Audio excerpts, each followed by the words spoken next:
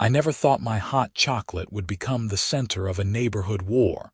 But then again, I never expected to meet Brenda Hutchinson either. It was a Tuesday morning in November when she first knocked on my door in Cedar Rapids, Iowa. I had just moved into the Willow Creek Estates development 3 months prior, and honestly, I was still getting used to the strict rules and regulations that came with living under the iron fist of our homeowners association. My name is Philip Owens, and I'm a software developer who works from home, which means I spend a lot of time in my house and on my front porch, especially during the cooler months when the Iowa weather becomes absolutely perfect for sitting outside with a warm drink. That particular morning, I was working on some code when the doorbell rang. I answered it to find a woman in her late 40s with severely highlighted blonde hair pulled back so tight it looked painful, wearing a pristine white cardigan over pressed khaki pants. She held a clipboard like it was a weapon. "Good morning," she said, though her tone suggested it was anything but. "I'm Brenda Hutchinson, president of the Willow Creek Estates Homeowners Association. I'm conducting my monthly neighborhood inspection, and I noticed you were sitting on your porch yesterday evening with a beverage." I blinked at her, confused. Yes, I was drinking hot chocolate. Is that against the rules? Her eyes narrowed. "That depends. What kind of mug were you using?" I actually laughed, thinking she was joking. She was not joking. Her expression remained stone-cold serious. "Just a regular mug," I said. "A blue one, I think." The HOA bylaws clearly state that any beverages consumed on front porches must be in neutral-colored containers to maintain the aesthetic uniformity of the neighborhood, she said, tapping her pen against the clipboard. "Blue is not a neutral color." "You're kidding me," I said, but I could already see from her face that she absolutely was not kidding. "Fine, I'll use a different mug." "I'll be watching to ensure compliance," she said. Then she did something strange. She leaned slightly forward, inhaling. "Is that Swiss Miss I smell?" I was taken aback by the question. "Excuse me, your hot chocolate. Yesterday evening, was it Swiss Miss?" "No, I make my own from scratch," I said, suddenly feeling very uncomfortable with this conversation. "Family recipe." Her eyes lit up in a way that made my skin crawl. "Homemade hot chocolate. How interesting. Well, do ensure that you follow the mug color guidelines moving forward, Mr. Owens." She left, and I thought that would be the end of it. I was very wrong. The next day I was on my porch again, this time with a beige mug filled with my hot chocolate. I had been making this recipe for years. My grandmother taught me when I was 10 years old, and it involved real cocoa powder, whole milk, heavy cream, vanilla extract, a pinch of salt, and a secret ingredient I never told anyone about, a tiny bit of cinnamon and cayenne pepper. It gave the chocolate a warmth that was different from anything you could buy in stores. I was halfway through my mug when Brenda appeared again, this time walking up my driveway like she owned the place. "Good afternoon, Mr. Owens," she said, stopping at the bottom of my porch steps. "I see you've corrected the mug situation." "Yeah," I said shortly, not particularly wanting to engage in another bizarre conversation. "I couldn't help but notice the aroma of your hot chocolate from the street," she said, and there was something hungry in her expression. "It smells absolutely divine." "Thanks," I said, taking another sip and hoping she would take the hint and leave. She did not leave. Instead, she stood there, staring at me while I drank. It was one of the most uncomfortable experiences of my life. "You know," she said after a long moment, "the HOA bylaws also state that homeowners should promote community spirit and neighborly cooperation." "Okay," I said slowly. "I think it would be very neighborly of you to share your hot chocolate recipe with the community," she said. "Perhaps we could feature it in the next HOA newsletter." "I'd rather not," I said. It's a family recipe. Her smile vanished instantly. I see. Well, that's quite selfish of you, Mr. Owens. We pride ourselves on fostering a sense of community here at Willow Creek Estates. I'm not being selfish by wanting to keep a family recipe private, I said, feeling my irritation rising. That's pretty normal. She said, making a note on her clipboard. We'll see about that. She left, and I felt a knot of anxiety forming in my stomach. I had heard stories about HOA horror situations, but I never thought I would end up in one. Over the next week, things escalated quickly. I received a formal letter from the HOA stating that I was in violation of Section 4.7.2 of the Community Bylaws, which apparently stated that any aromatic disturbances originating from a property had to be approved by the HOA board. They claimed my hot chocolate constituted an aromatic disturbance because several neighbors had supposedly complained about the smell making them crave chocolate. I knew this was complete nonsense. I called my next-door neighbor, Marcus, a friendly guy in his 30s who worked as a teacher. Did you complain to the HOA about my hot chocolate? I asked him. What? No, man, he said, laughing. Why would I complain? It smells amazing.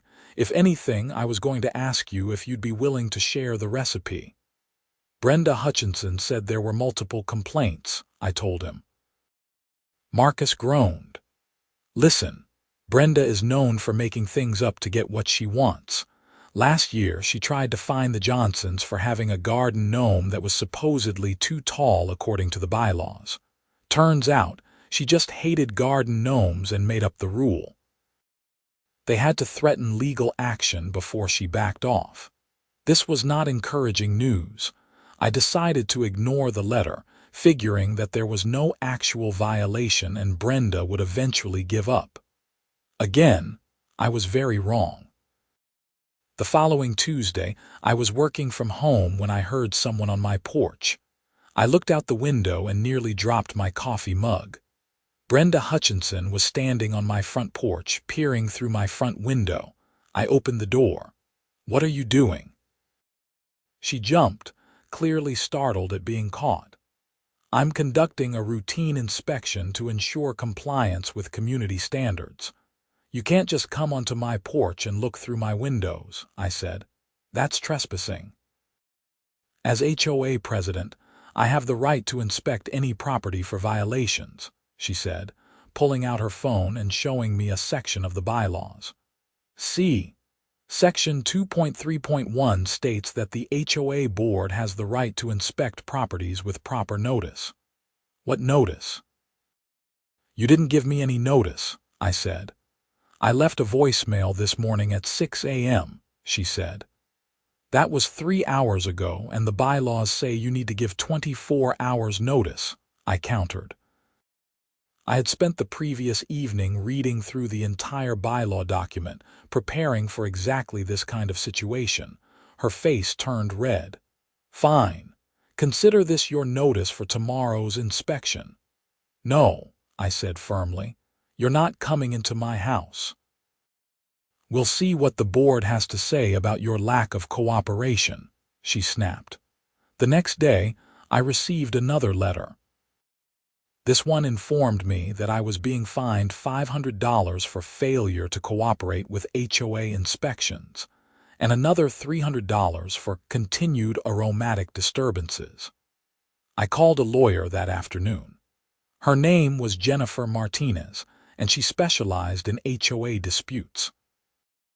This is harassment, she said after I explained the situation. The HOA can't fine you for making hot chocolate in your own home. That's absurd, and they definitely can't enter your property without proper notice and your permission. So what do? I asked. Write a formal letter disputing the fines and citing the specific bylaws they're violating, she said. I'll draft it for you and document everything. Every interaction with this Brenda woman, every letter you receive, every fine they try to issue. If this escalates, we'll need evidence. I followed her advice. I sent the letter, and I started keeping detailed notes of every interaction with Brenda. Things were quiet for a few days, and I thought maybe the letter had worked. Then on Saturday morning, I was sitting on my porch with my hot chocolate, enjoying the crisp November air and reading a book when Brenda appeared again. This time, she wasn't alone. She had two other women with her, both looking equally stern and judgmental. "Mr. Owens," Brenda said loudly, "this is Susan Whitmore and Carol Henderson, members of the HOA board. We're here to discuss your ongoing violations." I set down my book. "I'm not in violation of anything. My lawyer made that very clear in the letter I sent you." "Your lawyer doesn't understand the intricacies of our community," Brenda said. "We have standards here." "Yeah, standards that don't include making up fake rules to harass residents," I said. Susan, a thin woman with gray hair, spoke up. "Mr. Owens, we're simply trying to maintain the property values of this neighborhood. Your behavior is disruptive." "My behavior?" I said incredulously. "I'm sitting on my own porch drinking hot chocolate. How is that disruptive?" "You're being uncooperative and hostile," Carol chimed in. She was shorter and rounder than the other two, with bright red hair. "And frankly, your refusal to share your recipe with the community is selfish and goes against the spirit of Willow Creek Estates." I stared at them in disbelief. "You can't be serious. You're trying to force me to give you my grandmother's recipe." "We're not forcing anything," Brenda said sweetly. "We're simply suggesting that a good neighbor would want to share such things with the community. Your refusal makes us question whether you're the right fit for Willow Creek Estates." "Are you threatening to try to force me out of my home because I won't give you a hot chocolate recipe?" I asked, pulling out my phone and hitting record. "Please repeat that. I want to make sure my lawyer hears this clearly." All three women's faces went pale. "We're not threatening anything," Brenda said quickly. "We're simply having a conversation about community values." "This conversation is over," I said. "Get off my property." They left, but I could see the anger in Brenda's eyes. This wasn't over, not by a long shot. I sent the recording to Jennifer, my lawyer, who was both amused and appalled. "This woman is unhinged," she said. "But this recording is gold. If they try anything else, we have clear evidence of harassment." The next week was relatively peaceful, which should have been my first warning sign. Brenda was planning something. I just didn't know what. I found out the following Monday when I went to my mailbox and found a notice taped to it. The HOA was holding an emergency meeting to discuss the Philip Owens situation and to vote on potential actions. The meeting was scheduled for Wednesday evening at 7 p.m. at the community center. I called Jennifer immediately. "Can they do this?" I asked. "They can hold a meeting, but they can't take any action against you without proper cause," she said. "I'll come with you to the meeting. We'll shut this down." Wednesday evening arrived, and I walked into the Willow Creek Estates Community Center with Jennifer by my side. The room was packed. It seemed like half the neighborhood had shown up, which surprised me. I didn't think people cared that much about my hot chocolate situation. Brenda stood at the front of the room behind a table with Susan and Carol flanking her. Her eyes narrowed when she saw Jennifer with me. "This is a closed meeting for residents only," Brenda said. "I'm Mr. Owens' legal counsel, and I have every right to be here," Jennifer said smoothly. "Unless you'd like to add denying legal representation to the list of violations we're documenting." Brenda's jaw clenched, but she gestured for us to sit. The meeting began with Brenda outlining what she called my pattern of violations and uncooperative behavior. She listed the mug color incident, the aromatic disturbance claims, my refusal to allow property inspections, and my unwillingness to share my recipe with the community. Philip Owens has shown a blatant disregard for our community values and standards, Brenda said dramatically. He puts his own selfish desires above the good of the neighborhood. I propose that we fine him $5,000 for his continued violations and place a lien on his property if he refuses to pay. There were murmurs throughout the room. I felt sick to my stomach. $5,000. Jennifer stood up. "May I address the board?" Brenda looked like she wanted to say no, but she nodded reluctantly. "Everything Miss Hutchinson just described is either fabricated or a gross misrepresentation of the facts," Jennifer said calmly. "First, the mug color rule. I've reviewed the bylaws extensively, and there is no such rule. Mr. Owens was given false information. Second, the aromatic disturbance clause only applies to commercial operations or activities that create noxious odors. Making hot chocolate in one's own home does not qualify. Third, the HOA cannot conduct property inspections without proper notice and permission from the homeowner, which Miss Hutchinson failed to provide. And fourth, there is absolutely no bylaw, rule, or regulation that requires residents to share personal recipes with the community. That's not only absurd, it's harassment." Several people in the audience nodded in agreement. Brenda's face was turning red. "This is typical lawyer manipulation of the facts." "I'm simply reading directly from your own bylaws," Jennifer said, holding up the document. "Would you like me to cite the specific sections?" Marcus, my neighbor, stood up from the audience. "I have something to say. Brenda told me that multiple neighbors complained about Philip's hot chocolate smell. I want everyone here to know that I never complained. In fact, I think it smells great." "Has anyone actually complained?" Silence filled the room. People looked around at each other, but no one raised their hand. "That's what I thought," Marcus said. "Brenda made it up." Another voice spoke up. It was an older man I recognized from a few houses down. "Last year, Brenda tried to fine me for having the wrong shade of green paint on my shutters.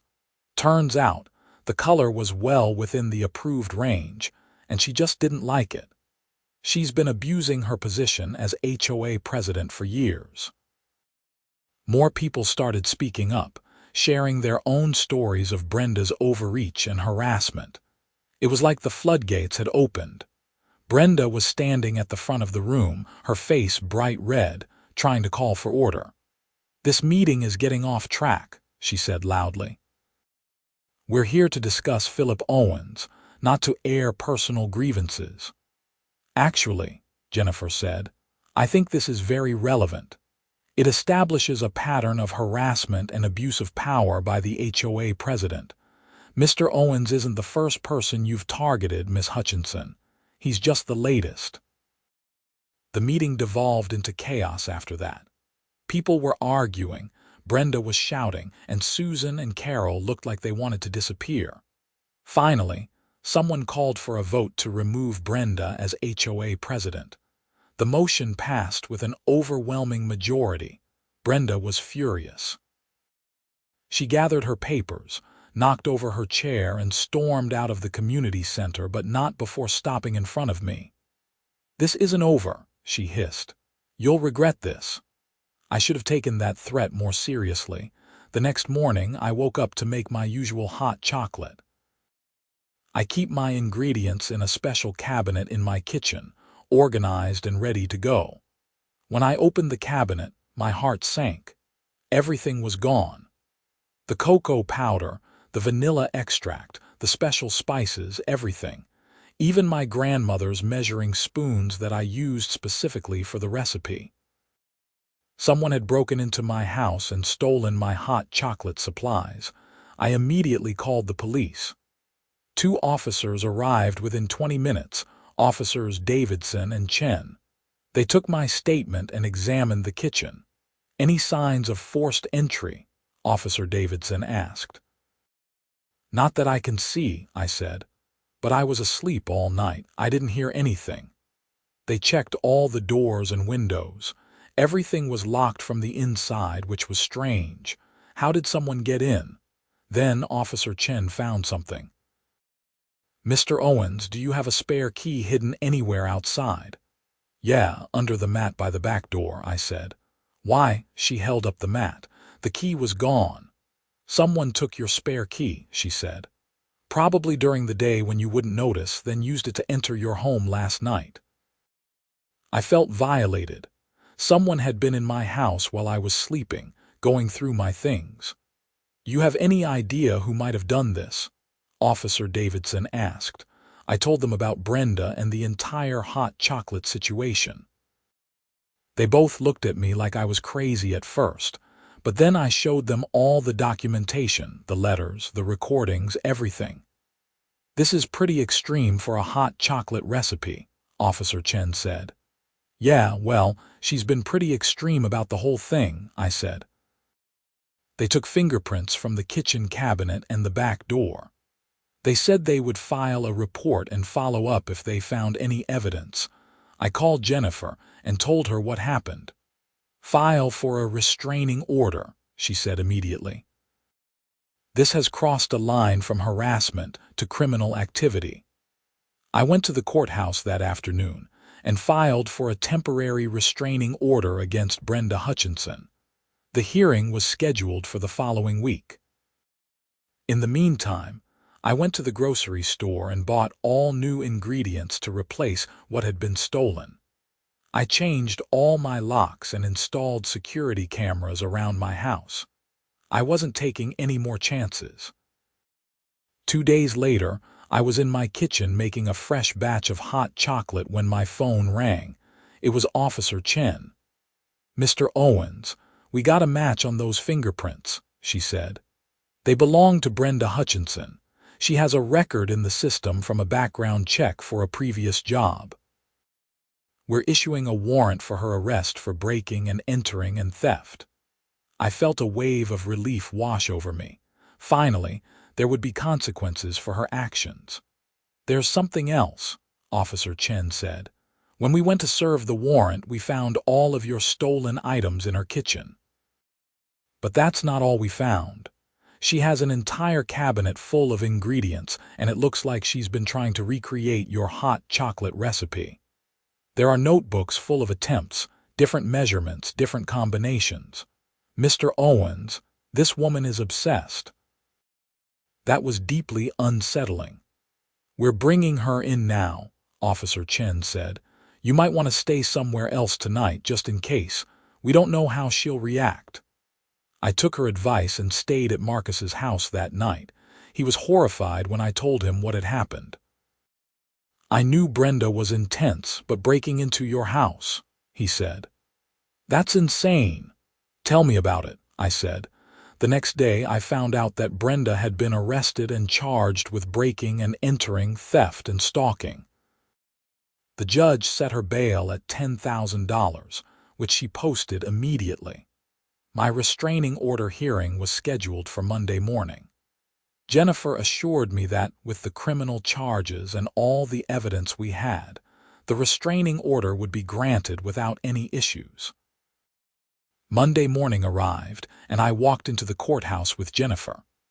Brenda was already there with her own lawyer, a nervous-looking young man who kept adjusting his glasses. The hearing was straightforward. Jennifer presented all the evidence: the harassment, the false fines, the recordings, the breaking and entering, the theft. The judge, a stern-looking woman in her 60s named Judge Patricia Holmes, listened to everything with an increasingly disapproving expression. When it was Brenda's turn to speak, her lawyer tried to downplay everything. "Your Honor, Miss Hutchinson admits that she may have been overzealous in her duties as HOA president, but she never intended any harm. She was simply trying to maintain community standards." "By breaking into Mr. Owens' home and stealing his belongings?" Judge Holmes asked sharply. "That was a misunderstanding," Brenda's lawyer said weakly. "She thought Mr. Owens had given her permission to borrow some ingredients. At 2 in the morning, the judge asked, while he was asleep." Brenda's lawyer had no response to that. Judge Holmes granted the restraining order immediately. Brenda was ordered to stay at least 500 feet away from me and my property at all times. She was also ordered to pay restitution for the stolen items and court costs. As we were leaving the courthouse, Brenda glared at me with such intense hatred that I actually felt afraid. Jennifer noticed and pulled me aside. "If she violates that restraining order, call the police immediately," she said. "Don't hesitate, don't give her the benefit of the doubt. Just call." I promised I would. For about a week, things were quiet. I went back to my normal routine, working from home and enjoying my hot chocolate on my porch. My new security cameras gave me peace of mind, and I checked them constantly to make sure Brenda wasn't anywhere near my property. Then, on a Thursday afternoon, I came home from running some errands to find someone sitting on my porch. My blood ran cold until I got closer and realized it wasn't Brenda. It was Susan Whitmore, the former HOA board member. "Mr. Owens," she said, standing up as I approached. "I'm so sorry to bother you. I know after everything that's happened, you probably don't want to see anyone from the HOA. What do you want?" I asked warily. "I wanted to apologize," she said. "I should have stood up to Brenda a long time ago. I knew she was out of line with a lot of things, but I was afraid of confrontation. What she did to you was inexcusable, and I'm sorry I didn't help stop it sooner." I studied her face. She seemed genuine. "Okay," I said. "Thank you for the apology." "There's something else," she said. "The HOA held a new election, and I'm the new president. I wanted to assure you personally that we're making changes. We're reviewing all the bylaws to remove any vague or overreaching rules, and we're implementing new procedures to prevent any future abuse of power. You won't have any more problems with the HOA, I promise you that." "I appreciate that," I said, feeling some of the tension leave my shoulders. She smiled and left, and I went inside. Maybe things were finally getting back to normal. I should have known better. That Saturday morning, I was making my hot chocolate in the kitchen when I heard a noise from my front porch. I checked the security camera feed on my phone, and my stomach dropped. Brenda Hutchinson was standing on my front porch, and she was carrying a large bag. I immediately called 911. "This is Philip Owens at 247 Maple Drive in Willow Creek Estates," I said. "There's someone on my property who has a restraining order against her. I need police here now." The dispatcher assured me that officers were on their way and told me to stay inside and away from the doors and windows. I watched the security camera feed with my heart pounding. Brenda was taking things out of her bag. It looked like ingredients: cocoa powder, milk, a portable electric kettle. What was she doing? She set everything up on my porch and started making hot chocolate. She was making hot chocolate on my front porch. I watched in disbelief as she mixed the ingredients, heated the milk, and poured herself a mug. Then she sat down in my porch chair, the one I always used, and started drinking. Police sirens wailed in the distance, getting closer. Brenda didn't seem to notice or care. She just sat there, drinking hot chocolate on my porch, looking out at the street. 2 police cars pulled up, and officers Davidson and Chen got out. I opened my front door. "She's right there," I said, pointing at Brenda. They approached the porch carefully.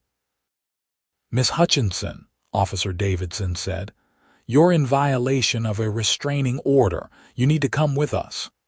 Brenda took another sip of her hot chocolate. "This doesn't taste right," she said, completely ignoring the officers. "I've tried everything, every combination of ingredients, and I still can't get it right. What's the secret, Philip? What am I missing?" "Madam, you need to stand up and put your hands behind your back," Officer Chen said firmly. "I just wanted to understand," Brenda said, her voice breaking. "I just wanted to know how you made it taste so good. Is that so wrong? Is it wrong to want something beautiful in your life? It was sad, really. This woman had become so obsessed with something so trivial that she had destroyed her own life. Miss Hutchinson, stand up now, Officer Davidson said, his hand moving to his belt. Brenda finally stood up, setting down her mug. She didn't resist as Officer Chen handcuffed her. As they led her to the police car, she looked back at me. "It's the cinnamon, isn't it?" she called out. "And something else. Cardamom? Nutmeg." I didn't respond. I just watched as they put her in the back of the car and drove away. Officer Davidson stayed behind to take my statement and to photograph the scene. Brenda had left all her ingredients and equipment on my porch, as well as the mug of hot chocolate she had been drinking. "We'll book her for violating the restraining order," Officer Davidson said. "Given that she already has pending criminal charges, the judge probably won't grant bail this time." "What happens now?" I asked. "There will be a trial for the original charges, and this violation will be added to them," he said. "With all the evidence, I'd be surprised if she doesn't end up with at least some jail time and a permanent restraining order." After he left, I stood on my porch, looking at the mess Brenda had left behind.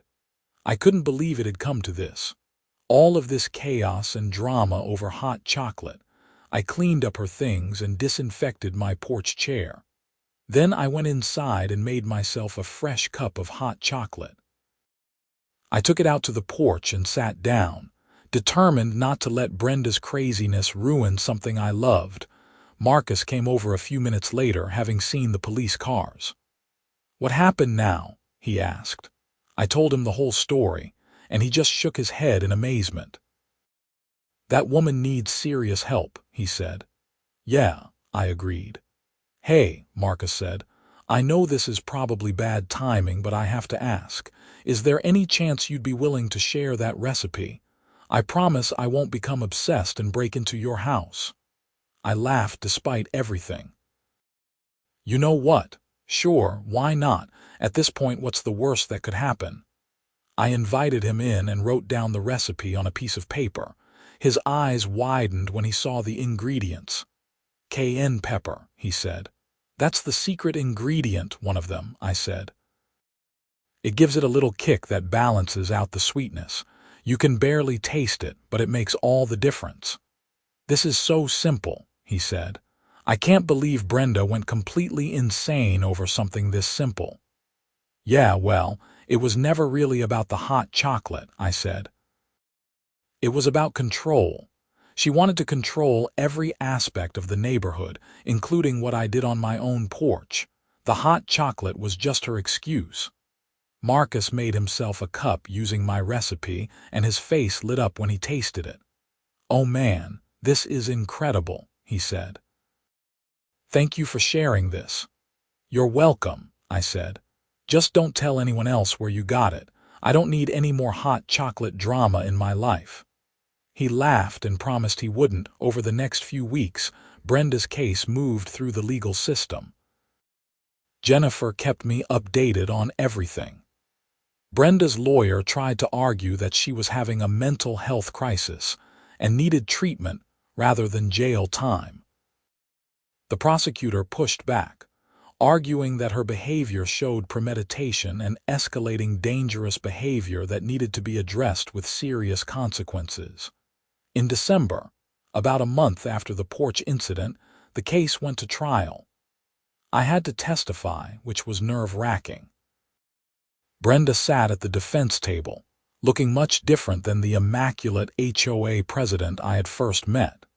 She looked tired and disheveled, and she avoided making eye contact with me. I told the court everything that had happened, from the first mug color complaint to finding her making hot chocolate on my porch.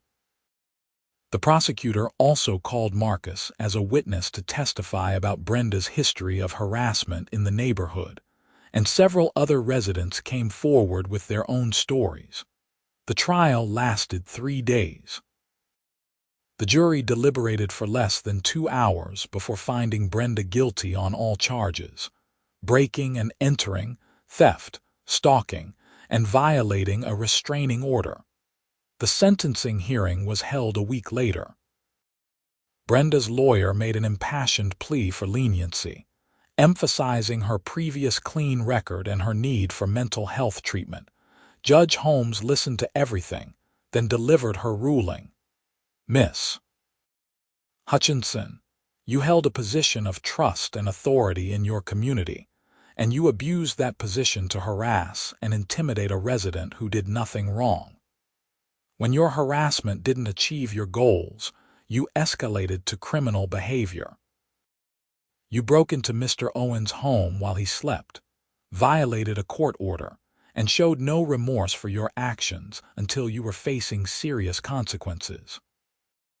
While I appreciate that you may have been experiencing mental health challenges, that does not excuse your behavior or absolve you of responsibility for your choices. Judge Holmes sentenced Brenda to 18 months in jail, with the possibility of early release for good behavior after 12 months. She was also ordered to complete mental health counseling, pay restitution to me for all damages and legal fees, and upon release, she would be on probation for 3 years with a permanent restraining order preventing her from coming within 1,000 feet of me or my property.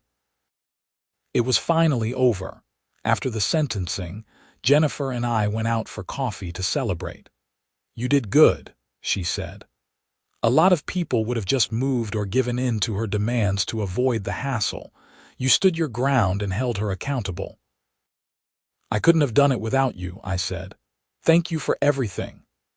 "That's what I'm here for," she said with a smile. Christmas came and went peacefully. I decorated my house within the HOA guidelines, which Susan had thankfully simplified significantly. I spent the holidays with my family, and I told them the whole crazy story. My grandmother, who was 92 years old and sharp as a tack, found the whole thing hilarious. "All that trouble over my hot chocolate recipe," she said, shaking her head. "If she had just asked nicely and not been such a pill about it, you probably would have shared it with her." "Probably," I agreed, "but it was never really about the recipe." "No," my grandmother said wisely, "it never is with people like that. They're looking for something to control because their own lives feel out of control." Sad, really. In January, the new HOA board, led by Susan Whitmore, held a community meeting to discuss the changes they had implemented. The attendance was much better than usual, with residents actually interested in being involved now that Brenda was gone. Susan outlined all the revised bylaws, which were much more reasonable and focused on actual community concerns like property maintenance and safety, rather than petty aesthetic rules. They also implemented new oversight procedures to prevent any future abuse of power by HOA leadership. "We want Willow Creek Estates to be a place where people actually want to live," Susan said. "Not a place where they feel like they're walking on eggshells all the time." There was enthusiastic applause from the crowd. After the meeting, several neighbors came up to talk to me. Many of them apologized for not speaking up sooner when Brenda was harassing me. Others thanked me for standing up to her and bringing about positive change in the community. One elderly woman named Dorothy, who lived at the end of the street, pulled me aside. "I want to thank you especially," she said. 3 years ago, Brenda tried to force me to cut down a tree in my front yard. She said it was too tall and violated some made-up rule. That tree was planted by my late husband 50 years ago. I was going to move rather than cut it down. But after watching how you stood up to her, I reported her harassment to the board. They reviewed the situation and confirmed there was no rule about tree height. I got to keep my tree because you showed me it was possible to fight back." I was touched by her story. I hadn't realized that my situation had helped other people find their own courage to stand up to Brenda's bullying. Life in Willow Creek Estates slowly returned to normal. I went back to my routine of working from home and enjoying my hot chocolate on my porch whenever I wanted, in whatever color mug I chose. The security cameras stayed up, but I checked them less frequently as time went on and I felt safer. Marcus became a good friend. We often sat on our respective porches in the evenings, drinking hot chocolate and talking about work, life, and everything in between. He perfected his own version of my grandmother's recipe, adding a touch of maple syrup that I had to admit was pretty delicious. In March, I received a letter from Brenda. It had been forwarded through the court system and Jennifer's office to ensure I didn't receive any direct contact from her. Jennifer called me before I opened it to make sure I was comfortable reading it. "You don't have to read it if you don't want to," she said. "We can file it away as evidence in case there are any future issues." "No, I'll read it," I said. I was curious about what she had to say after all this time. I opened the letter carefully. Brenda's handwriting was neat and precise, just like everything else about her. "Dear Mr. Owens," it began, "I am writing to apologize for my behavior and the harm I caused you. I have spent the past several months in counseling, working to understand why I acted the way I did. My therapist has helped me see that I was using my position in the HOA to fill a void in my own life. After my divorce 5 years ago, I felt like I had lost control of everything. Being HOA president gave me a sense of purpose and power, and I became addicted to that feeling. When you wouldn't bend to my will, it threatened that sense of control, and I spiraled into increasingly irrational and harmful behavior. None of this excuses what I did. I broke into your home, stole your property, violated your privacy, and caused you significant stress and expense. I am deeply sorry. I am paying for my actions now, and I will continue to pay for them for years to come. I don't expect your forgiveness, nor do I deserve it. I simply wanted you to know that I recognize the harm I caused and I am working to become a better person. I hope you are able to enjoy your hot chocolate in peace, as you always should have been able to do. Sincerely, Brenda Hutchinson." I set down the letter and sat quietly for a moment. It was a good apology as far as apologies go. It took responsibility without making excuses or asking for anything in return. But it didn't change what had happened, and it didn't erase the months of harassment and fear. I called Jennifer and told her about the letter. "It sounds like she's doing the work in therapy," Jennifer said. "That's good, but you don't owe her anything, Philip. You don't have to forgive her or respond to the letter if you don't want to." "I know," I said. "And I don't think I'm ready to forgive her yet. Maybe someday, but not now." "That's perfectly reasonable," Jennifer said. I filed the letter away in the folder with all the other documentation from the case, and tried not to think about it too much. Spring arrived in Cedar Rapids, bringing warmer weather and longer days.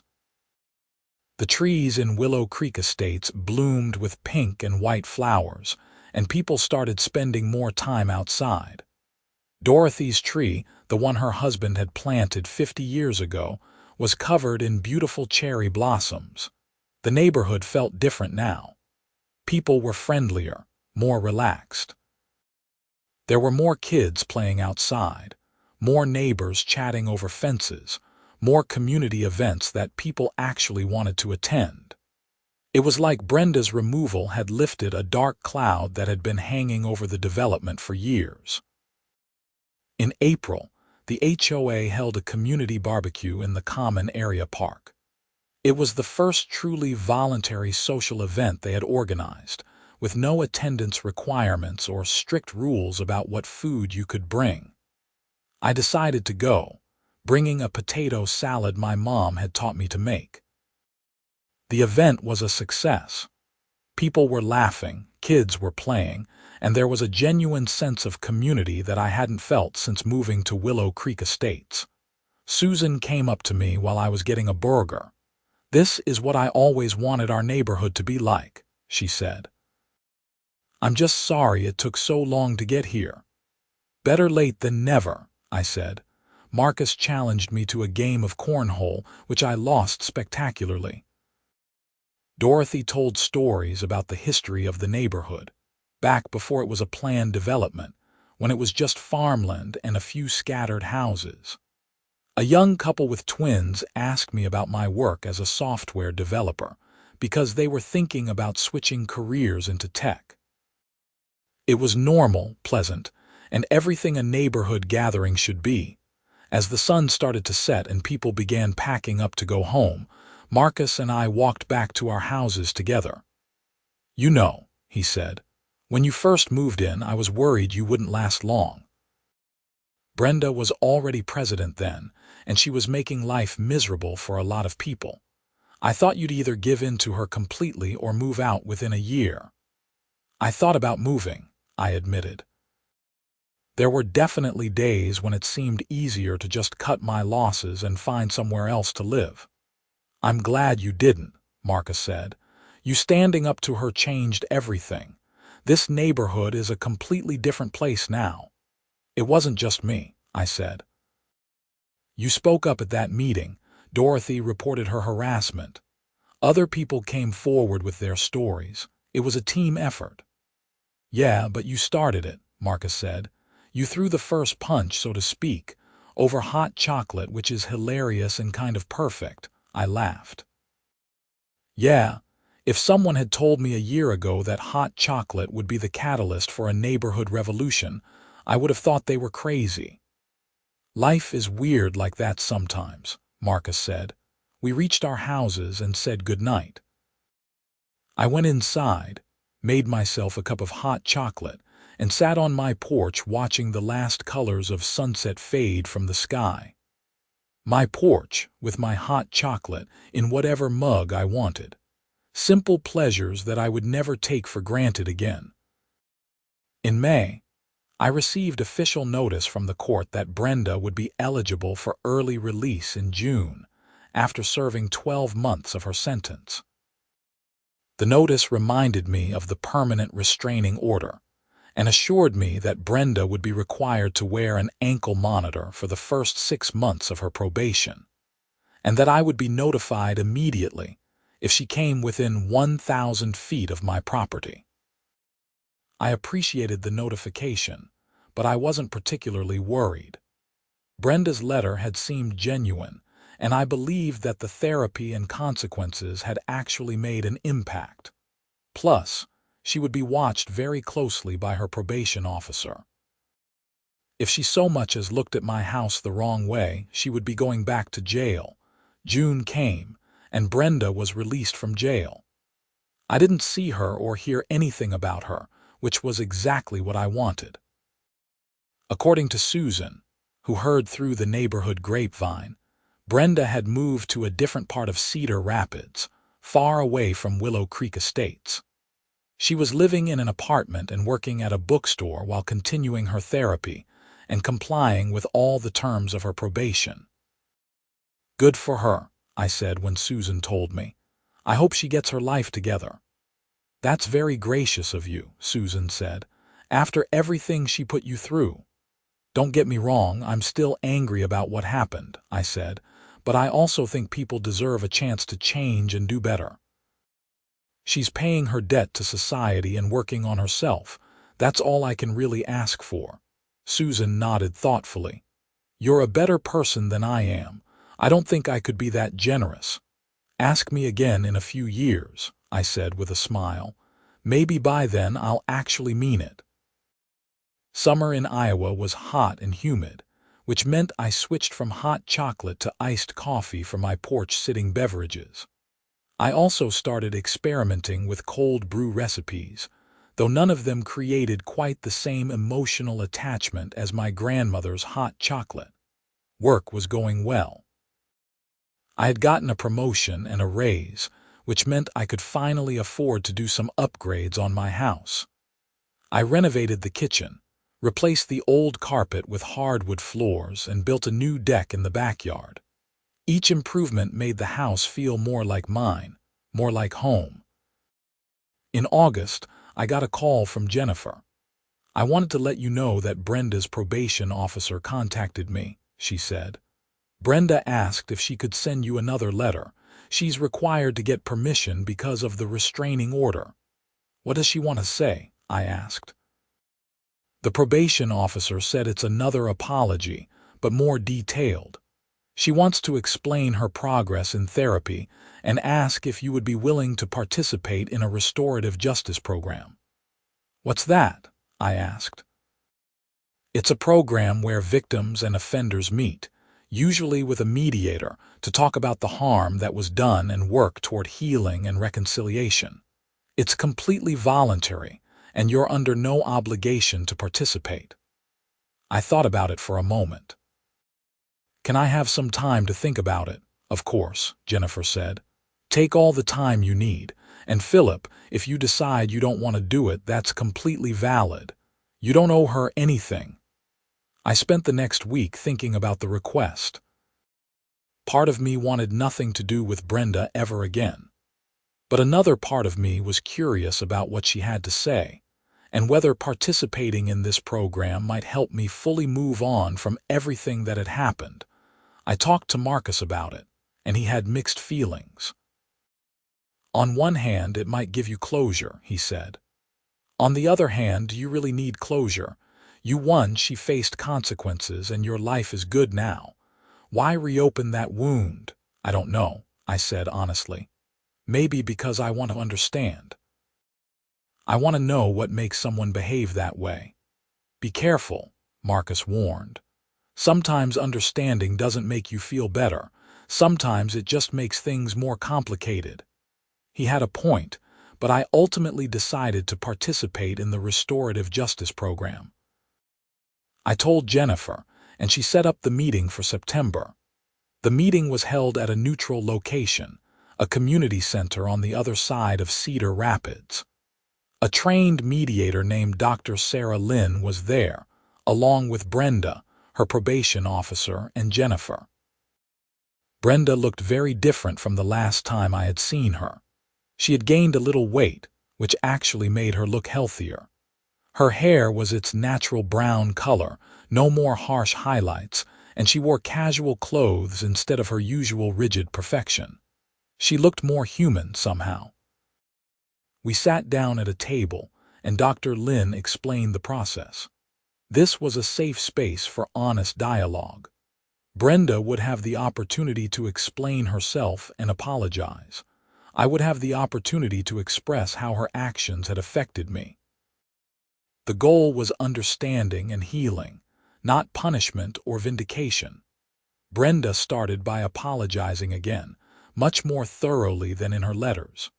She talked about her divorce, her feelings of powerlessness, her need to control something when everything else in her life felt chaotic. She talked about how the hot chocolate had become a symbol of everything she couldn't control, and how that had driven her to increasingly irrational behavior. I look back at the person I was, and I don't recognize her, Brenda said, her voice shaking. I was so consumed by this need to be right, to be in charge, that I completely lost sight of basic human decency. You were just trying to live your life and enjoy a simple pleasure, and I turned it into a nightmare. I'm so sorry, Philip. Then it was my turn to speak. I talked about how the harassment had made me feel unsafe in my own home. I talked about the violation of having someone break in while I slept. I talked about the stress, the legal fees, the fear that it would never end. You made me afraid of something I loved, I said. Every time I made hot chocolate, I would think about you. Every time I sat on my porch, I would check over my shoulder. You took something joyful and made it associated with anxiety and fear. That's what hurt the most, I think. Not the fines or the break-in, but the fact that you stole something precious from me. Brenda was crying by the time I finished. I'm so sorry, she said again. I don't know how to make it right. I don't think you can make it right, I said honestly, but you can continue working on yourself. You can be better to the next person. You can learn from this and make sure you never treat someone this way again. We talked for another hour, with Dr. Lin guiding the conversation and helping us communicate effectively. By the end, I didn't exactly forgive Brenda, but I did feel like I understood her better. And maybe more importantly, I felt like I had said everything I needed to say. As we were leaving, Brenda approached me cautiously. "Thank you for doing this," she said. "I know you didn't have to. It means a lot that you were willing to listen." "I hope you stay well," I said. It was the most I could offer, and it was genuine. She nodded, tears in her eyes again, and left with her probation officer. Jennifer walked me to my car. "How do you feel?" she asked. "Lighter," I said, realizing it was true. Like I was carrying around this weight of anger and confusion, and now I've set it down. "That's good," Jennifer said. "That's exactly what restorative justice is supposed to do."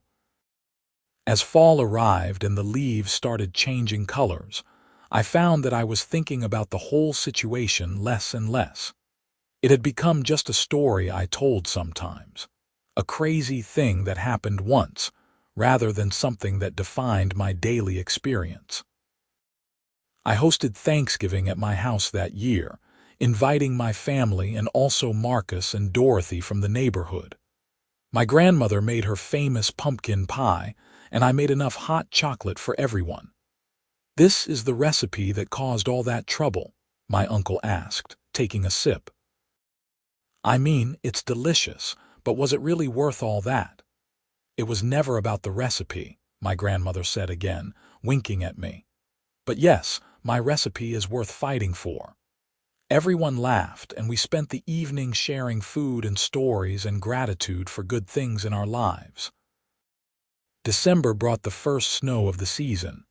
I sat on my porch, wrapped in a thick blanket, drinking hot chocolate and watching the snowflakes fall. My porch, my hot chocolate, my peace. I had fought for these simple pleasures and won. Marcus came over with his own mug of hot chocolate, having perfected his maple syrup variation. "You know what's funny?" he said, settling into the chair next to mine. "The whole neighborhood drinks your hot chocolate recipe now. It spread like wildfire after everything happened. We should call it the Willow Creek Special or something." "Let's not," I said, laughing. "I think we've had enough hot chocolate drama to last a lifetime."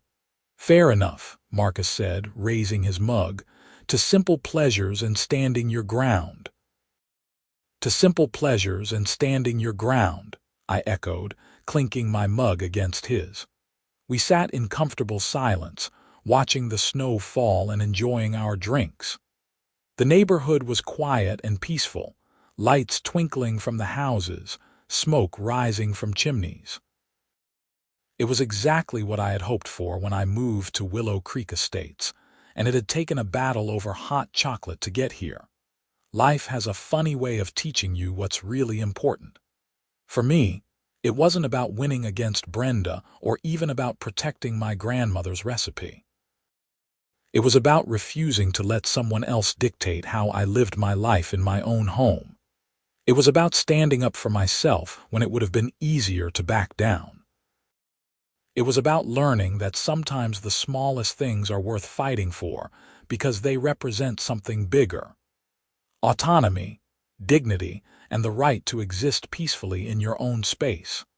The next spring, a new family moved into Brenda's old house. They were young, with two small kids who immediately started playing in the front yard. I went over to introduce myself and welcome them to the neighborhood. "I'm Philip," I said, shaking the husband's hand. "I live a few houses down. Welcome to Willow Creek Estates." "Thanks," he said. "I'm Tom, and this is my wife, Rachel. We're so excited to be here. Everyone has been so friendly." "The neighborhood has a good vibe now," I said. "It wasn't always this way, but things have really improved over the past year." "That's good to hear," Rachel said. "The HOA president, Susan, seems really reasonable. She gave us a welcome packet that was actually helpful instead of just being a list of rules." "Susan's great," I agreed. "If you ever need anything or have any questions, feel free to ask. We look out for each other around here." As I walked back to my house, I felt genuinely happy. The neighborhood had transformed from a place of stress and conflict into an actual community, and I had played a small part in making that happen, all because I refused to back down over hot chocolate. That evening, I made myself a cup of my grandmother's recipe and sat on my porch, looking out at the neighborhood I now truly considered home. The sun was setting, casting everything in golden light. Kids were playing, neighbors were chatting, and somewhere down the street, someone was grilling dinner. I thought about everything that had happened over the past year and a half. The harassment, the break-in, the trial, the restraining order, the restorative justice meeting. It had been a long and difficult journey, but I had come through it stronger and more confident in my ability to stand up for myself. I took a sip of my hot chocolate, savoring the familiar warmth and the complex flavors that only my grandmother's recipe could provide. The cinnamon and cayenne pepper gave it that perfect kick. The vanilla added sweetness, and the quality cocoa created a richness that no store-bought mix could match. It was just hot chocolate, but it was also so much more than that. It was tradition, it was comfort, it was a connection to my family, and it was a reminder that sometimes the simplest things in life are the most worth protecting. My phone buzzed with a text from Marcus. "Hot chocolate on the porch in this weather. You're crazy. Also, I'm coming over." I smiled and texted back, "Bring your own mug." He showed up 5 minutes later, and we sat together watching the sunset and talking about nothing in particular. Just two neighbors, enjoying a peaceful evening in a neighborhood that had finally found its balance. The hot chocolate was perfect, the weather was beautiful, and life was good. And no HOA Karen was ever going to take that away from me again.